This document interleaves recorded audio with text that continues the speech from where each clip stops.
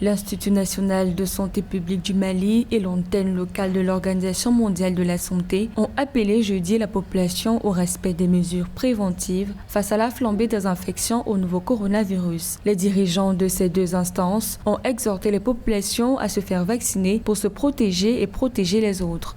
Pour ces derniers, d'après eux, le Mali est aujourd'hui confronté à sa troisième vague de contamination depuis la découverte des premiers cas le 25 mars 2020. Le pays a connu mardi une nouvelle hausse des infections avec 61 cas et 7 décès. À ce jour, 321 051 personnes ont été totalement vaccinées contre 310 364 qui n'ont bénéficié pour le moment que d'une dose.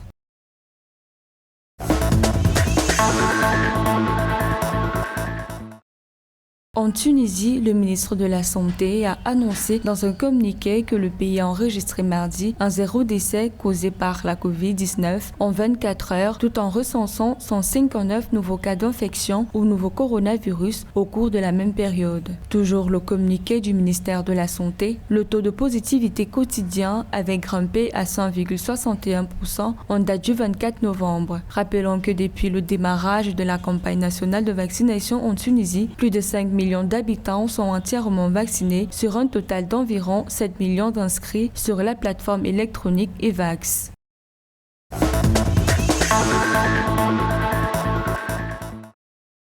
Le point hebdomadaire du Centre africain de contrôle et de prévention des maladies annonce que 54 pays africains ont acquis environ 403 millions de doses de vaccins contre la Covid-19 jusqu'à présent. Selon cette agence de l'Union africaine spécialisée dans les services de santé, environ 6,66% de la population africaine a été entièrement vaccinée. Environ 221,7 millions de doses de vaccins ont été administrées jusqu'à présent sur les 403 millions de doses disponibles au total, a observé l'agence.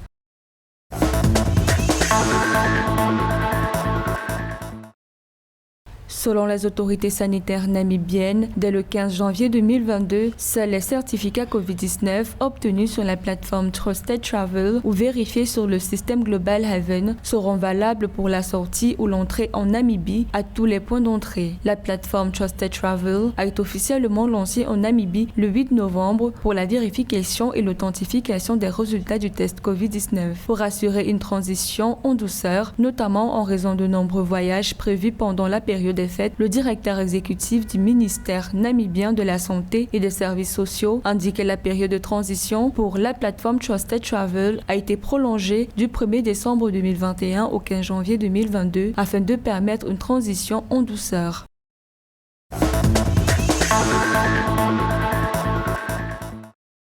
Suite à la hausse des cas de Covid-19 en France, le Maroc a décidé de suspendre jusqu'à nouvel ordre les vols réguliers de passagers à destination et en provenance de ce pays d'Europe. Ceci à partir du vendredi 26 novembre à 23h59. Selon le communiqué du comité interministériel de coordination et de suivi du dispositif régissant les voyageurs internationaux pendant la pandémie, cette décision intervient afin de préserver les acquis du Maroc en matière de gestion de la pandémie de la Covid-19 et pour faire face à la dégradation de la situation sanitaire dans certains pays du voisinage européen.